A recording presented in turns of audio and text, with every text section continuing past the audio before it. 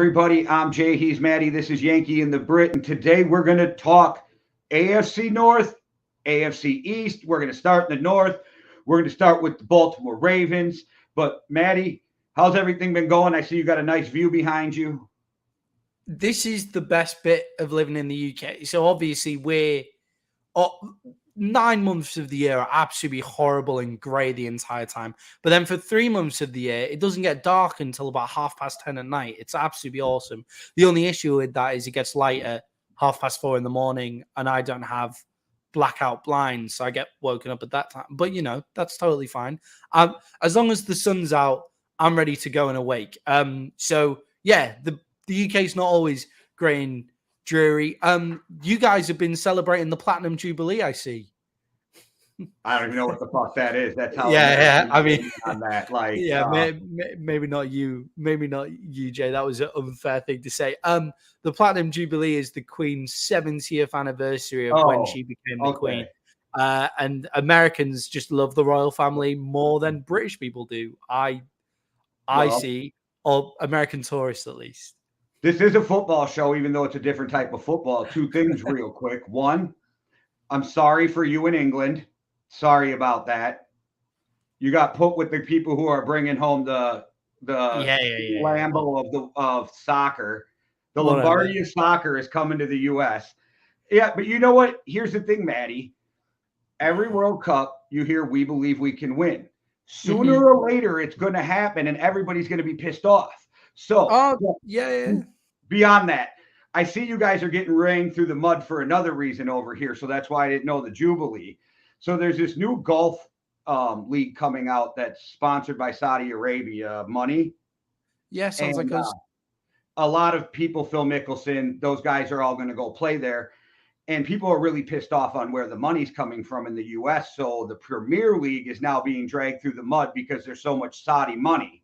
I mean, the UK government is basically sponsored by Saudi and Russian money at this point anyway. So let's not judge the sports world too hard when Boris Johnson basically sucks off Saudi Arabian princes. Should we get the greatest soccer player in the world over to Liverpool already? That's all I'm saying.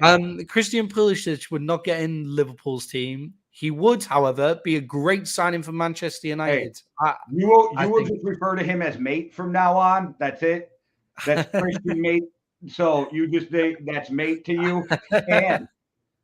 And just let the kid play. Quit fucking with his playing time, and you guys will all see why he is the next Messi of. Okay, I'm done. Anyway. He is actually a really gifted footballer. Just he needs to Man United level, Aston Villa maybe, that kind of team. Get some playing time. It'll be great. More importantly, Wales are in the Football World Cup for the first time since 1958. And I called my dad straight after, and we were both in tears down the phone. Like, it was such a beautiful moment. And I feel it was a weird moment as well, because we knocked out Ukraine, and it's obviously a very difficult moment to knock out Ukraine. But we haven't been there for 64 years, so it's difficult to keep in the emotions. The last time Wales were in the World Cup, my granddad was 10, and it was Pele's first World Cup. And you got put in the group of death, so apologies to you. Not the group of death. It's a lot of fun matchups, though. England versus Wales, obviously a rivalry there. England, US, obviously a rivalry there. And then the US and Iran. How are they going to allow you two to be in the same group is what I want to know. I can't imagine anybody's happy about that. All right, Maddie. Well, let's get on to some NFL. We'll start with the Baltimore Ravens. I think the Ravens had a really good draft, especially the fact that they had 800 fourth-round draft picks. Yeah, like that level. That's some level of fourth-round draft picks. Would they have 6? Yeah, ridiculous. When you have 6 fourth-round draft picks, if you have any kind of scouting department, which we know they do, you're going to be all right. The only thing is they're one of those weird teams that remind me of the Patriots that have a really hard time drafting receivers. Like, they can't figure out the whole receiver thing. So this draft, they just said, screw it. We're not going to get Lamar any help at receiver. And I don't know what's going on with Lamar. I think he's going the I think he's going to force the Dak Prescott route or Dak didn't force it. He just wasn't settling. I think Lamar's not even trying to hear a conversation until he's a free agent. Yeah, I don't think it's the same kind of thing as Kyler Murray, where Kyler Murray had deals about to get done. He just got a bit pouty for a while. I think Lamar Jackson genuinely is not interested in listening to the Ravens' calls at the minute. And he represents himself, so he might just go, I'm on holiday. You could have come to me in the season when I'm not on holiday. You could have come to me during my business hours. Like, he could have gone. When people email me for school shit outside of business hours, I don't reply. It's not my job to reply at that point. So maybe he's just gone, I'll talk to you when business hours start again and we're meant to be back in the facility. Obviously outside of OTAs, because real pros don't need to go to OTAs, so that doesn't really count as business hours. I've put classic Ravens off season. They went in and they took the best two players at two low value positions, but Kyle Hamilton at safety. And we know how much I wanted Tyler Linderbaum. If you watch the last one, I mean, just classic Ravens picks there. Like, well, they're the best players on the board, and they're absolute freaks. So we'll just have them. I don't care what position they play. Ajabo is a first-round talent, and with that, Ravens coaching is going to go well. Obviously, few injury problems there, but Ajabo is a first-round talent, and he just needs coaching. Ajabo's problem is, and it wasn't that he wasn't a first-round talent, it's he was a first-round talent for a 3-4 defense. Yeah. And there's only a handful of 3-4 defenses right now in the NFL, so that's why I think they got a steal at 45. 100%. I think he'd have been a good pickup for the Vikings' new defense because they're a 3-4, but they have some people they like at that edge for a 3-4. I think he was a great pickup. But see, my favorite pickup, not that he's the most talented, but where they got him, was Travis Jones at 76, a D tackle. I thought he was going late second round. So Travis Jones would have been top 20 if he was at a bigger school. Okay. If he was at a bigger school, he would have been top 20. Huge talent, huge guy, Baltimore Raven through and through. Like, you know, when you see a pick and you think, yep, that's a Raven, that's that's an AFC North draft pick right there, black and blue division. Travis Jones, huge guy. My favorite pickup in terms of a steal is Omar Davis. Now, he's an awesome talent and just needs a little je ne sais quoi in his play, like a little bit of coaching up, you know. But he's talented. He's got all the physical attributes, and with that Baltimore Ravens coaching scheme, and they're one of those teams that you believe that they can coach them up, and he's a great pickup for them. Yeah, and is this not the most Ravens fourth round you've ever seen with two tight ends taken? I like both guys. Yeah. I think Isaiah Likely, who they took second, is going to be a better pro from Coastal Carolina. I think he's another guy who being from a small school. You didn't get he wasn't playing with the top quarterback. But he wasn't also playing all the top defenses. So I think if he would have had a bigger school, if he'd have been at I don't know, an LSU and Alabama, people would have heard of him a lot more. He would have jumped off the screen more. I really like this kid, but I like that they went two corners that I think have a tremendous upside if they're in the right scheme with the right coaches and they get it. I think that was the most Ravens fourth round ever. And then to put an icing on the Ravens, they were like, give me that punter from Penn State, that one everybody wants, Jordan Stout. Let me get that guy. Yeah, definitely. And honestly, I rate so highly taking punters and taking kickers and punters with higher round draft picks. I look at McPherson. If you've got the guy who is clearly the best, and this applies for all low value positions, if you've got the guy who's the best guy at that position, take him. Just take him, especially if you've got a ridiculous amount of mid-round picks, and that allows you to do that kind of thing. And the Baltimore Ravens got those picks by just being a good football team. That's one thing that drives me crazy about the NFL is, okay, so yes, a good field goal kicker puts points on the board, so I don't understand how you devalue him that way. But for me, a punter changes the game with field position. If you have a great punter, it changes the game. Like, it's the difference between being pinned inside your 10 or taking the ball at the 20. You know what I mean? And it's really hard in the NFL to drive 90 yards. So I don't understand how they devalue these guys who can really change the outcome of the game, because you don't realize how important your punter is until you have a bad one.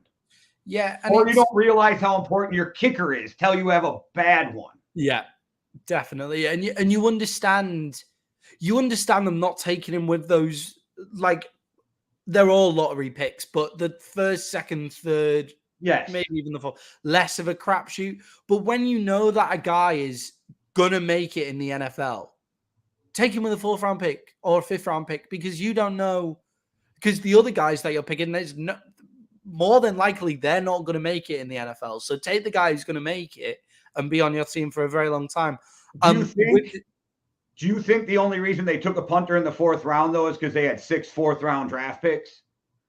I don't know. The Ravens feel like a team like they might have taken a punt. Like, obviously, not your only 4th-round pick, but even if you had 3, right, then you might take a punter. But 6 is obviously a ridiculous amount of 4th-round draft picks. Like, I'd be so excited if my team went into the 4th round with 6 picks, because there is the NFL is scattered. I mean, just littered with 3rd, 4th, and 5th round picks.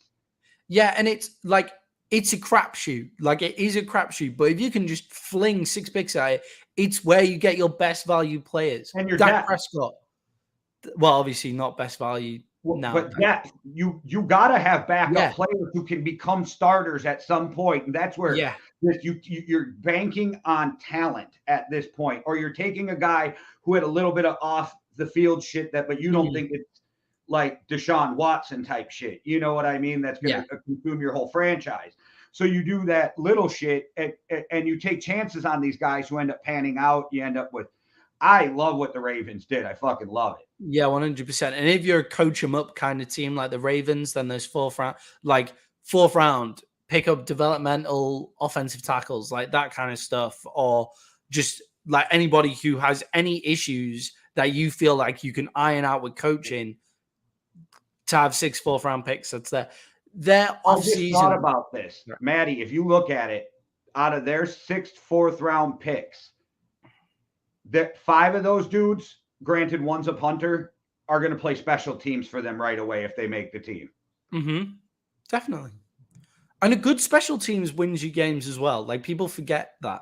People forget that really badly. And if you have some ridiculous playmakers on special teams, then you're going to win games through doing that. They might be worth 1 game a season. Like, your special teams may be worth 1, maybe 2 games a season if you get a few, like an onside kick, like that kind of thing. And bad ones can definitely cost you games. Yeah, bad ones can cost you. Yeah. Well, before we move on to the next team, we got a quick message from Freezus and OTH. Overtime hustling. What's good? It's your homie, Freezus Christ. Y'all know the deal. Make sure y'all head on over to overtimehustling.com, where you can catch all the latest merch, all the newest mags, all the media, everything, you know what I mean? And you can also find me on Winging It with the homies Keith G, King Dale, and Payne Gusto. And you can catch me on Turf Tales with the homie SK, as well as Backblocks, you know what I mean? And if you got nothing to do on Sundays, even if you do got something to do, make sure you tap in the Overtime Reactions hosted by the homie Cuzzo. And I cannot forget the homie Jay over there at the Yankee and the Brit channel. So make sure y'all go over there and check them out. And hey, check me out, your boy Freezus, on that Real Talk with Jay. It was a hell of an interview, yo. Gotta do it again. I keep saying it because I mean it. We gotta do it again. I had a great motherfucking time. But anyway, you know who it is. Freezus H, OTH, Yankee and the Brit, Winging It, Turf Tales, Overtime Reactions, Chronicles Podcast. You know the drill. Cush's Corner. It's a motherfucking movement. So move with it. Or move out the motherfucking way. Simple and plain. Overtime hustling. We hustling overtime. Over there, guys. Get you some shit. Go rock it. OTH. Get the new magazine. All right. They're so good to us. I can't help but throw that out. Yeah, 100%. What grade are you giving the Baltimore Ravens off season? An A. An A. Yeah, I'm giving it an A. It's overshadowed a little by Lamar Jackson's contract issues. They got him but- for 3 more years. Yeah, though, yeah, you know, exactly. So overshadowed a little, not enough to downgrade it from an A because of how fucking good they are at building their roster every single season. Okay, moving on to the dog pound, Cleveland Browns. Well, I'm going to start, and I'm just going to throw my grade out there right away. My grade for them is an F, F, F, F, F. And it has zero to do with their draft picks. It's their whole offseason. You shoveled a boatload of money at a quarterback who's probably going to catch at least another year suspension. And you dragged your franchise quarterback through the mud who you took first overall 3 or 4 years ago. Yeah, F is all we give in the UK. Just a straight F, no F minuses. But if there was... That's one thing that doesn't have a plus or a minus in the US. If you get an F, it's just an F. All right. Well, it's an F, but if we're going down in alphabetical order, this draft is a Z for awful. Like the worst letter in the alphabet. I know awful doesn't start with a Z. I'm teaching English as well. That's so bad. Yeah, but it's a horrendous off season for them. Terrible. And it's getting worse. It's getting worse and worse and worse. Like that's the thing. Deshaun Watson, the contract fully guaranteeing that money. What are you doing? And Andrew Brandt, who used to be the Packers GM back in the day, who signed AJ Hawk, but was just saying on TV that you would think Deshaun Watson's agent wrote this contract because there's all the protection for the player, none for the team. The team can get out the last 2 years of the contract if Deshaun Watson does something new, but nothing old. So these 2 new lawsuits are not new. So he can't, there's no way out for the Browns, even if they wanted out. And as long as Deshaun Watson doesn't commit another crime, they have to pay him every dollar of this contract. Just what are they doing? They really Clevelanded this roster up. They have done an amazing job, an absolutely incredible job building a roster that could have taken them to the Super Bowl. And they chase OBJ out of town. That I think that might be on Baker. When you watch the film, like he's OBJ's open and Baker Mayfield just doesn't throw it to him. He's never seemed like a problem player, so I think it's a mixture of everything. Yeah. I don't think he liked what going on in Cleveland. I don't think he liked playing in Cleveland. And I know him and Baker get along and they call each other friends, but I don't think he enjoyed playing with him. Yeah, 100%. And I just think, like, you can see so many times where OBJ is wide open and just Baker just doesn't hit him. Like, just doesn't hit him and throws the ball into a crowded window. Like, it's almost like he just didn't see he was there. But that's by the by. That's totally different. Baker Mayfield, although I disagree with you in how highly you rate him, he's a franchise quarterback and he can win you games on his own back a lot of the time because of the talent he has. He has the longest throw in the NFL this season in the air, like air time. I think it was 66 yards to Donovan Peoples-Jones. I can't remember who it was against. 66 yards. The person after that is Justin Herbert, 63 yards of air time on a air distance on a ball thrown. So he's clearly got talent. He obviously ripped his shoulder up, which is why, and he played hurt for the franchise. That then dragged him through the mud, bringing on a guy like Deshaun Watson. And I'm sorry, we've tried to kind of skirt around it and say, this is a sports podcast. We don't want to get involved too much because we don't really know what went on. But these new lawsuits coming out are kind of damning. And okay, there's more and more I'll stuff. give you 3 facts with the Browns. First, Deshaun Watson.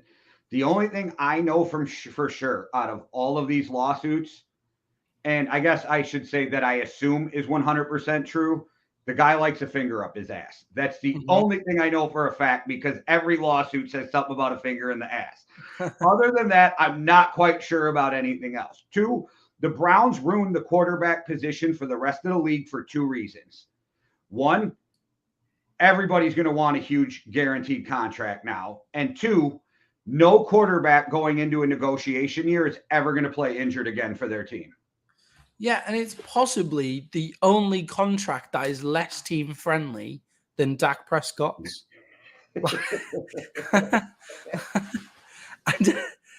And they gave it to a guy who doesn't deserve it. At least Dak fucking deserves that shit, you know? Like, he pulled up and played through the shit. Deshaun Watson, like, is in so much shit. Like, they could have paid him nothing. They could And have they're at paid the him point now where even if he wins you a Super Bowl, I don't think much of the fans care anymore. They're mad. They're like, screw you, screw Deshaun, screw that. And I know he's got a real hardcore group of supporters, but the more I see that there is way more people against Deshaun Watson than for him right now. It's just getting worse and worse and worse. And on this podcast, we've done our best to skirt around it, but I think the new evidence. Did you read the last lawsuit? Because that was pretty filthy. It's pretty bad. And it's the way that his lawyers are trying to frame it in terms of, well, yeah, but happy endings aren't illegal. Like, as long as he didn't pay extra money for the happy ending. You should have never said it. That's one of those things that are factually true that should have never came out your mouth. It's just like, but that's the only way that they can frame it in a way that he might win now. That's the thing, isn't it?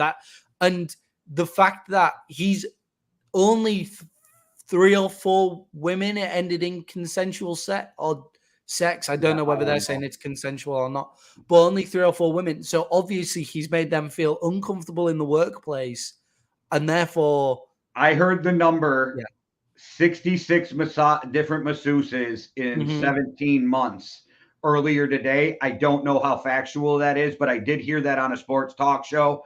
66 women off of social media to massage you in 17 months. I know Shannon Sharp says there is only one person in the world who has touched him in the last 20 some years for a massage, and that lady lives in Denver, and he even flies her out to LA to work on him. Mm-hmm. He needs help. Skip Bayless needs help in a totally different kind of way. But that was meant for Deshaun Watson. Deshaun Watson needs to get help. He's addicted to that. And the other side of it is, sorry? I was saying dick. You said he's addicted. I said the fingers. Yeah. I mean, maybe going to prison might help him out a little bit, you know? Well, he's not going to get charged criminally. No. So that's been made pretty clear. But it's, at what point do you just, and I know this is an obscene amount of money and it's 24 women, but do you not at some point with that contract you just signed go, I will give you each $1 million if we can just end this thing? Yeah, at the start, what was it? The $100,000? A few months ago, it was $100,000 for 18. 18 wanted $100,000, and the team said, we need to get rid of it all at once. Right. And it's just like, why the fuck would you do that? Because now you have 2 more. Would only trade for him if he was done with all of them. Yeah, I mean, Cleveland proved that wrong. Cleveland didn't need to be done with any of them. Mid-season, remember last year? Yeah. But he needed to clear up all 22 cases, and only 18 would do it, and the Dolphins wouldn't trade for him. For some reason, they said, I'm not going to do it with any. I think they were trying to force Busby into pushing the other 4 into doing it, and it didn't happen. Mm-hmm. But all in all, I do not know everything. I looked across the board. People were giving Cleveland B's and C's. I don't see it. It's an F. I don't think they had a very good draft. I think they had a horrible offseason. They gave up a ton of future picks, and you railroaded the one guy who was worth anything in a trade value in Baker Mayfield, and every team knows now because you handled it so horribly, you have to cut him at some point, or so they're not going to trade and give you shit for him unless you're going to eat that money anyway. Yeah, and Detroit should be there licking their lips to pick up Baker Mayfield, really. He would suit them down to a T. They added Amari Cooper. That's for an awesome deal, great value for them for Amari Cooper, but hasn't got the best track record in locker rooms. Well, and what are you going to do with Jacoby Brissett as your quarterback for a year? I mean, I was thinking Deshaun was going to get 6 or 8 games, but with this new allegation, I think the NFL is going to sit him for a year. Yeah. So what are you doing? If you're Baker, you're like, fuck you. I ain't playing for you. My hamstring hurts. Fuck you. And it's like, yeah, you know how much they fucked it with Baker when they're bringing in Jacoby Brissett. So they've got 3. Like Jacoby Brissett started NFL games 2 years ago. Like he was a number 1 QB. So they've got 3 people who've been number 1 QBs. Now, Jacoby Brissett won't be on the smallest amount of money ever. Like, what the fuck are they doing? But yeah, they brought in Amari Cooper, which is a good deal for them. Not the best locker room fit. Let's see how that works out with what's going on in Cleveland at the minute, but a great deal for them. That is the only good move, and it is not a good enough move to bring them out of an F. Terrible. So where do you want to head next, Maddie? Let's go to the new kingdom. Well, kind of the same kingdom, just a different door along of Tiny Hands Kenny Pickett, the Pittsburgh Steelers. I like their draft. I don't love it. I like it. I think they filled needs while getting probably high value for the picks they got. Like, I don't think they reached. You can argue Kenny Pickett was a reach, but whatever quarterback you had rated highest was a late first-round pick in most people's eyes. So I got no problem with that. Big Ben being gone, the whole Dwayne Haskins tragedy. Mason Rudolph, we all know, is not the guy. So it's him and Mitch Trubisky. You know the old rule, though, with a rookie, if it's even, it's the rookie. So we probably see Kenny Pickett over Trubisky, but maybe not. I like George Pickens, wide receiver.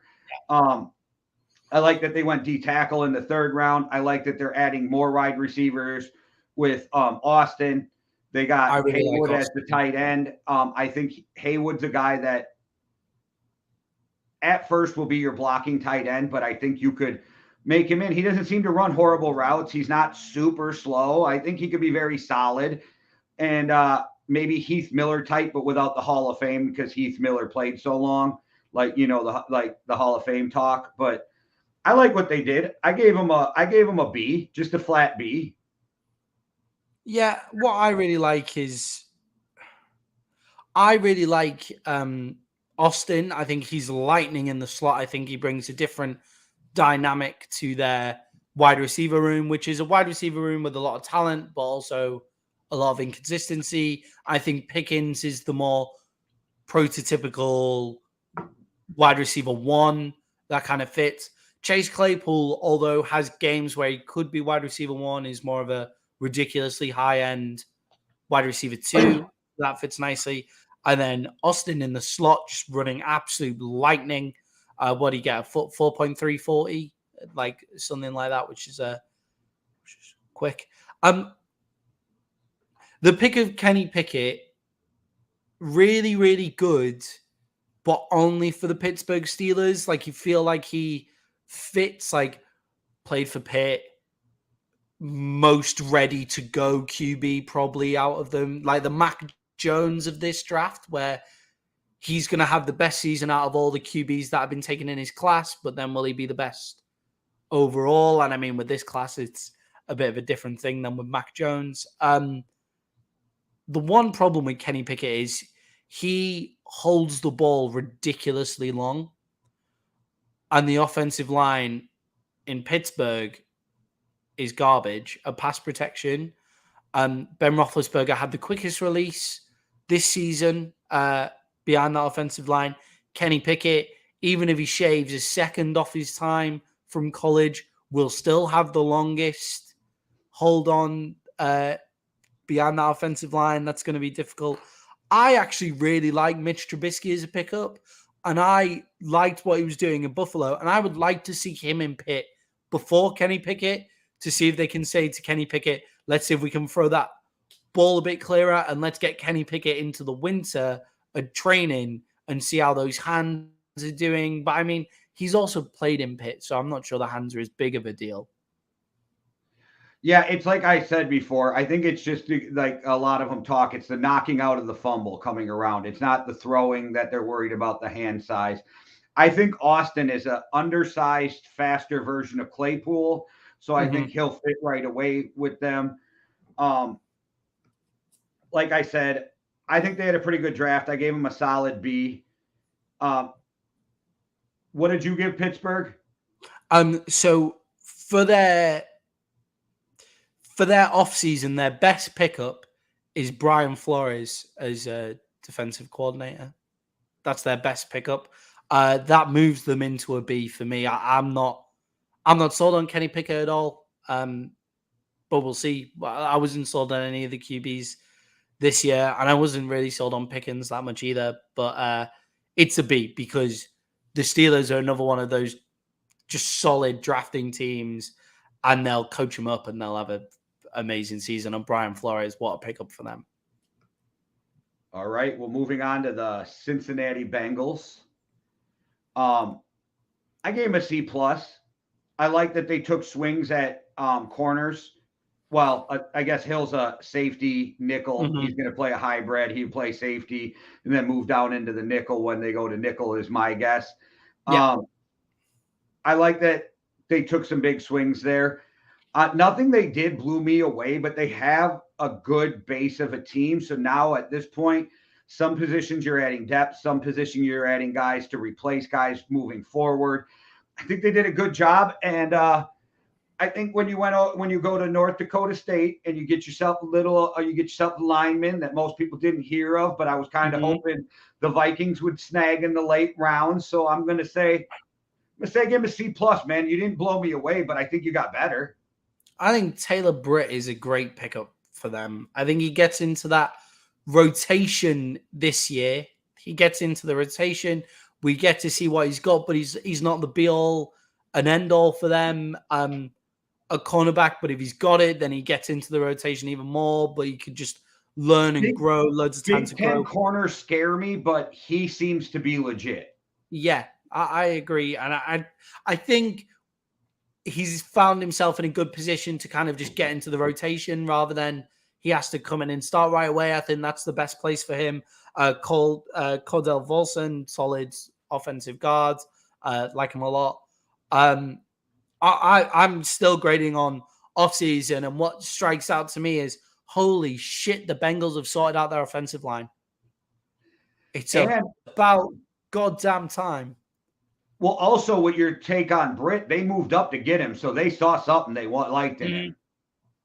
Yeah, I mean, it was a 2-pick move, wasn't it? 3-spot move up, something like that. Yeah, it wasn't huge, but they were trying to get in front of somebody. Yeah. They made sure that they got their hands on that guy. But their best pickups in the offseason are Lyle Collins, Ted Karras, and Alex Kappa. And that makes for a good offensive line for them to finally be able to protect Joe Burrow. They don't need to add anything special because they've already got it, because they got it last year in Jamar Chase, rather than picking up the boring people last year where there was probably better quality for their needs on the board. So someone like Penei Sewell or Rashawn Slater, they went for Jamar Chase so that they didn't have to, which meant they didn't have to pick anybody crazy this year. So just a solid draft. I gave them a B for their offseason. All right. Well, that does it for the AFC East. No. AFC North, that one. Moving on to the East.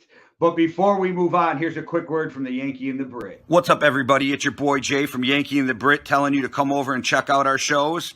The Yankee and the Brit Sports Talk, Well Beyond the Arc, the Markout Podcast, Flagrant and Foul, Real Talk with Jay, and MMA Underground Weekly at YouTube.com/The Yankee and the Brit. Deuces. All right, guys, go check all that out. We had a great episode of Well Beyond the Arc. If you have not watched it, they do a really fun game every week called NBA or ?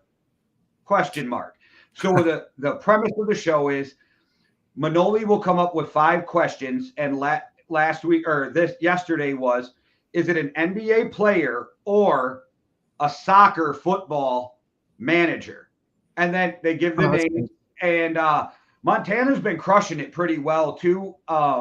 Check it out. It's really fun, you guys. I usually clip that out for a video for the week. I haven't got to that yet this week, but I will get it out. But go check them out, man. They did their first live show. It was amazing. I really enjoyed it. And those guys are just absolutely fire, and they brought so much to the Yankee and the Brit family already. Like they're doing a great job. Montana's going to host a new show for us coming up, guys, this summer, starting Third and Long, all college football. He's going to host it with another guy. You have to check that out because Montana and Manoli are really good at basketball. So if Montana's half as good as he is at basketball with college football, we'll be lucky. It's a motherfucking movement. Yeah. So get with it or get out the way. All right, Maddie. I decided with this one, we just got to start with the Jets because I really want to talk about the Jets. I am Jets. Okay. Jets. I am big on the Jets this year. With that said, I think they win 6 games, but I think they look completely different. I am excited with Sauce. I know that they reached out to Darrell Revis, easy for me to talk. So that's a good mentor for him. I think Sauce is a stud. I think Garrett Wilson to go with Zach Wilson to Wilson. I think that's going to be a connection. And Jermaine Johnson, they moved back up to get this dude last chance. But I just think it's great. And then you go get probably the best running back in the draft in the second round. You go and get a really good tight end out of Ohio State in Rucker in the third round. And then you just go get no tackle and D end in the fourth round and say, let's just call it a draft because we've just beefed our shit up. We're ready to go. And they're going to be improved. And I love their coaching staff and I like what they're doing. And so, like I said, I'm big on the Jets, but only giving them 6 wins. I think if they're as successful as we kind of think they might be, the Lions and the Jets have set out a good template of how to rebuild a football team from absolute garbage. Like, with horseshit owners. Yeah, good coach, solid ownership. Just give them 3 or 4 years. Like, the NFL is a win right now kind of league. Like, what are you doing for me right now? And it's just kind of like, right, well, sometimes to build a dynasty or sometimes to just build a Super Bowl, let's just do it over 3 or 4 years. Like, you don't need to win right now straight away. I think in other divisions they'd be confident to win more than 6 games, maybe go 8-8. I think a lot depends on their schedule, dude. It is fucking rough. Harsh. Like their first 7 or 8 games are brutal. Yeah. Basically, up until the bye, you could see them not having a single win. Yeah. Like, and after, like the 2 weeks after the bye as well, it's rough. It all depends on if Zach Wilson can build on what he showed at the end of the season. And if he can if he can build on that, then they're going to be in a great spot because Robert Saleh is going to get that defense in shape and they're going to be playing well. Their draft was incredible. They managed to get 3 top 10 picks with their first 3 picks. Like, if you get what I mean. They had 7 picks in the first 117. Like they crushed it. They're doing what they need to do. Them moving back up to get Jermaine Johnson, I think, was huge. Them saying, I don't care. Let's give up some capital because this guy can change lives for us. And how the hell did a guy who potentially was a top 10, top 15 pick fall to 26? They're like, let's get up there and get him. I love Sauce. I think he's going to be the best player on that draft. I love Wilson. Think he was great at 10. But I think the steal of the draft for them because of where they got them is Jermaine Johnson. Yeah, definitely. Jermaine Johnson, 100%. I really like Breece Hall. I'm always a bit uncomfortable with picking running backs with really high picks, but I mean, they've taken a running back with their 4th pick in the draft, just because of where they are. So that makes a lot of sense. They've addressed their needs a lot earlier with different picks so it's really their 4th pick. They've taken the best running back in the draft. This division made some really good running back draft picks. And if you are going to take a guy with the 36th pick, I don't have an argument with you taking Bryce Hall because I saw him as a late first round pick anyway, not saying somebody would have picked him because we know what's going, but talent wise, you know what I mean? I think you're looking at a guy who's in the top 32 of talent on a board. It's just that the position's so devalued. Yeah, and he's really good out of the backfield as well. So you could actually play him slot wide receiver a lot of the time. So that definitely works. An under the radar pick. Mike Clemens is a nice risk rewards kind of player that could either be absolutely unbelievable or we could never see again after tonight. Like that's the kind of guy he could be. I like that kind of pickup where they got him. And a good off-season move is Greg Zerline. Now, for the Cowboys, Greg Zerline was either winning us games with 58-yard field goals that he should never have made, or losing us games, missing extra points and 33-yard field goals. He's very much get Greg Zerline past the 50-yard line and he feels like he'll make any kick whatsoever.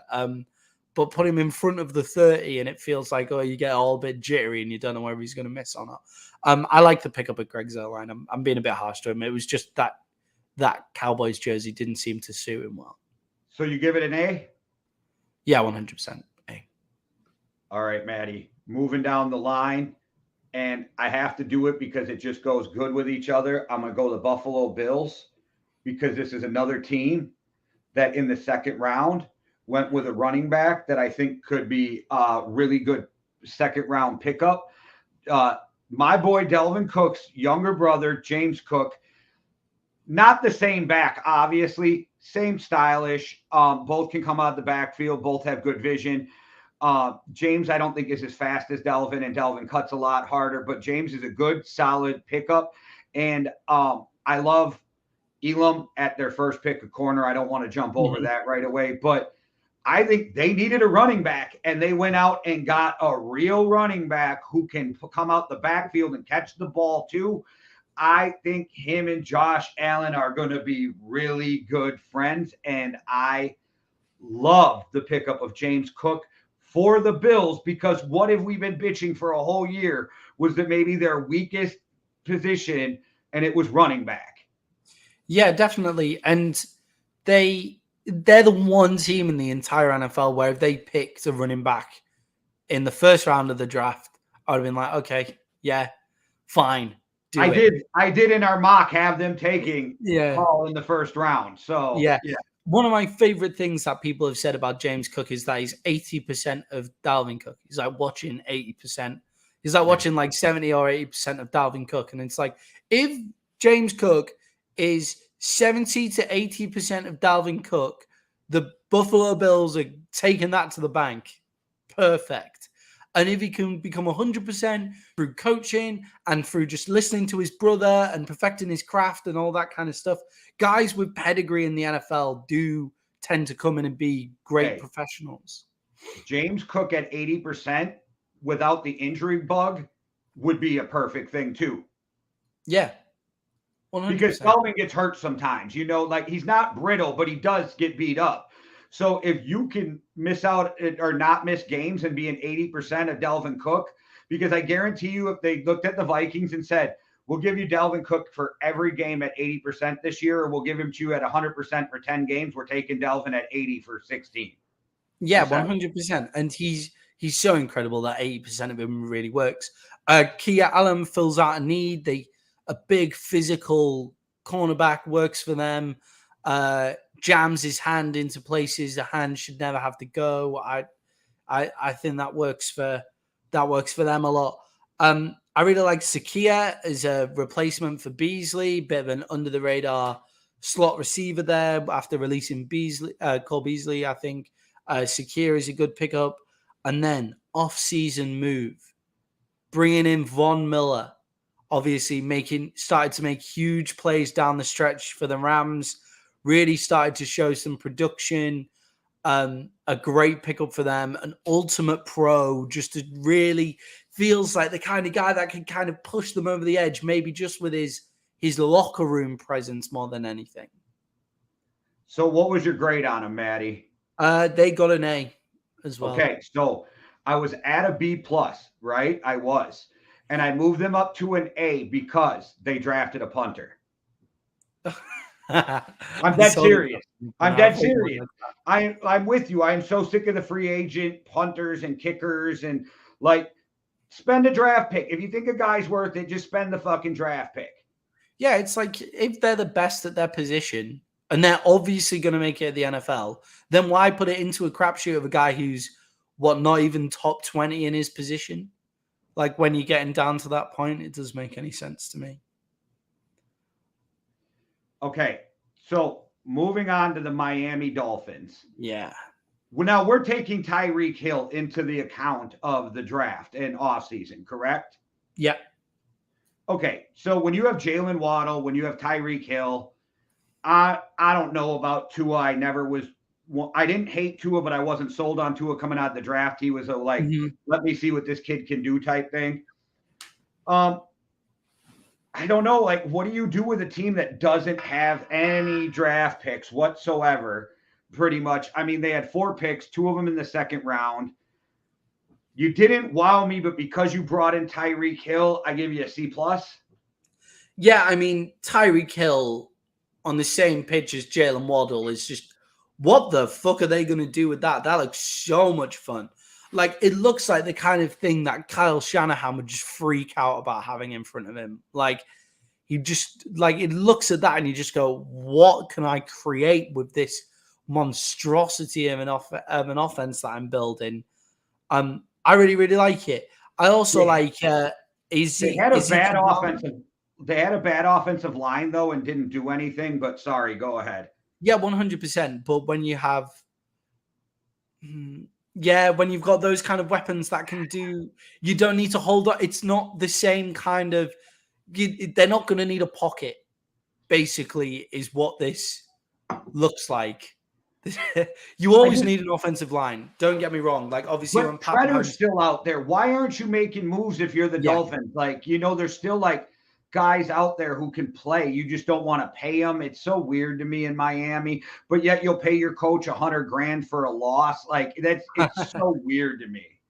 Miami's just a strange place in general, isn't it? Hosted an excellent Formula One Grand Prix. I mean, I heard it looked fun. The actual race was boring as shit because I didn't watch, but I heard there was nowhere to overtake because the track was too narrow. But like, the rest of it was fun. Like everything out there, seeing all the celebs, like David Beckham out there with like that kind of thing.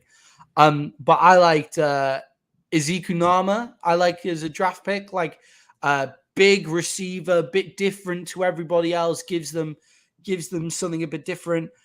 Tyndall, a linebacker, ridiculously quick at linebacker, and in a division with Josh Allen, you're going to need somebody you're going to need a quick linebacker. I liked it. I mean, why not?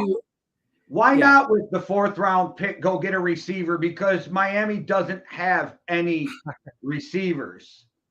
Yeah, a bit of a weird thing in terms of needs, but I think he does fill a need though. Like, he's a different type of wide receiver. I'm a tools wide receiver kind of guy. I'm like, you need all the different types. Get them all in. Get every single different type of wide receiver there is. Get them through the door. Get them on the pitch. They had me scratching my head. That's all. It was weird. Yeah.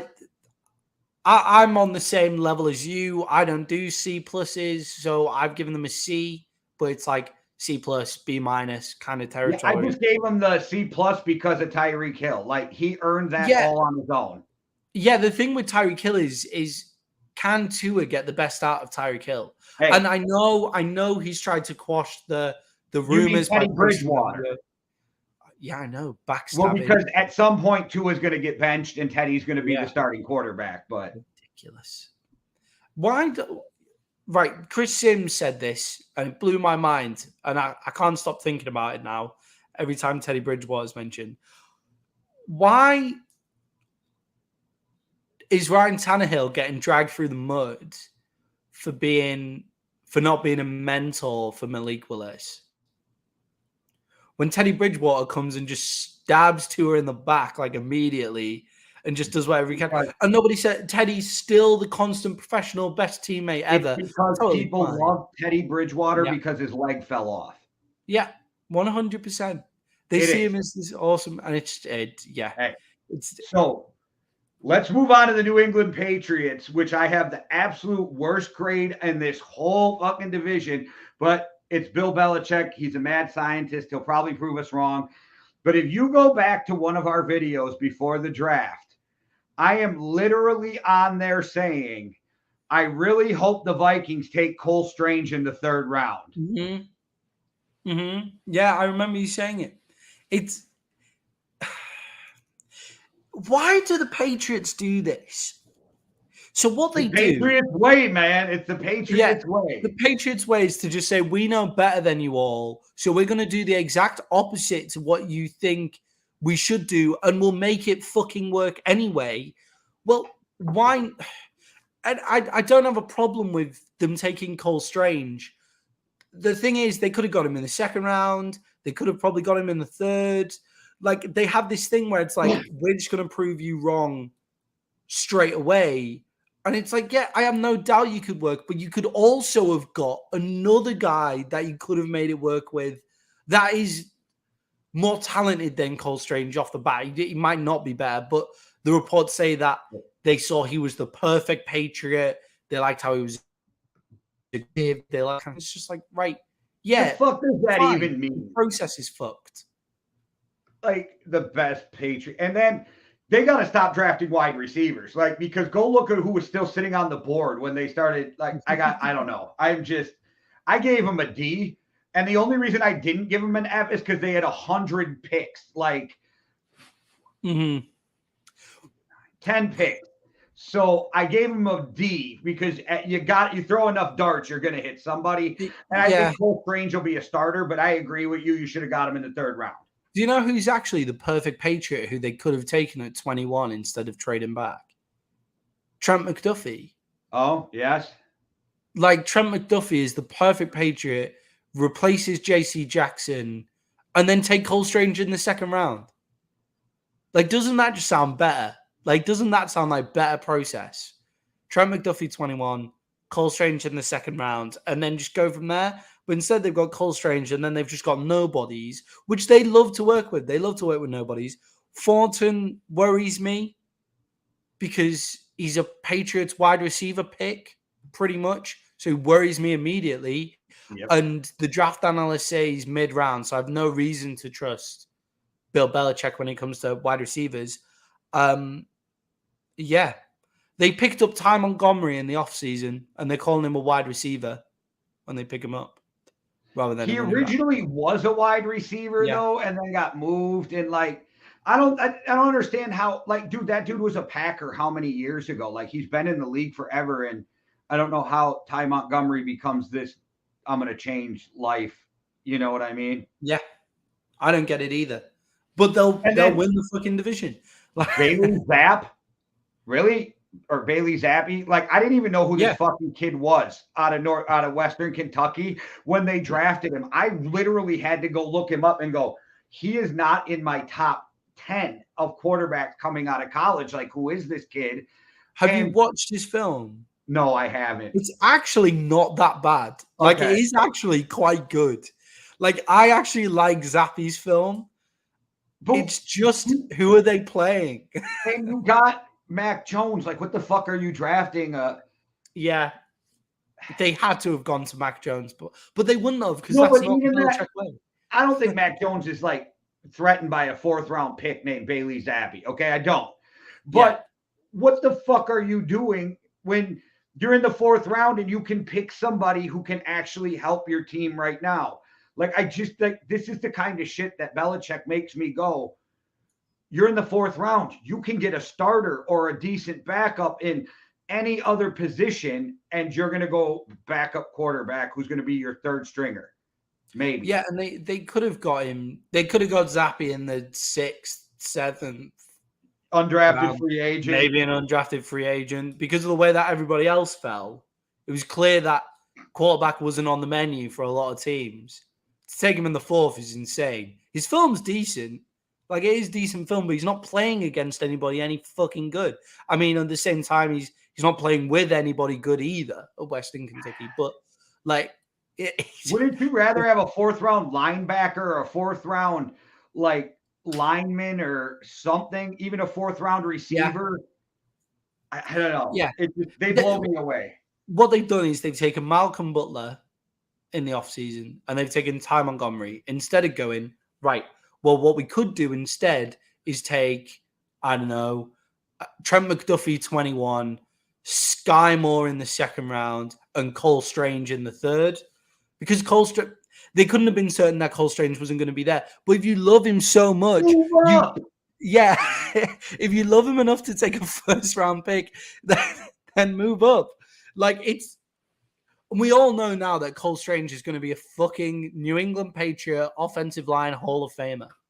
100%. And they're going to use that to justify it, but it's still terrible process, even if he is a Hall of Famer. Correct. Even if he goes to the Hall of Fame, you still made a bad choice at where you picked it. You took the right guy in the wrong place. That's what you did. It just makes no sense. I'll never forget when they made that pick. All I thought to myself is, literally a week ago on air, I just said, I hope the Vikings take Cole Strange in the third round. Like, you need to go and clip yourself and put that at the start of this video. Go find that, clip it, put it at the start of this one, and you'll look like an absolute savant.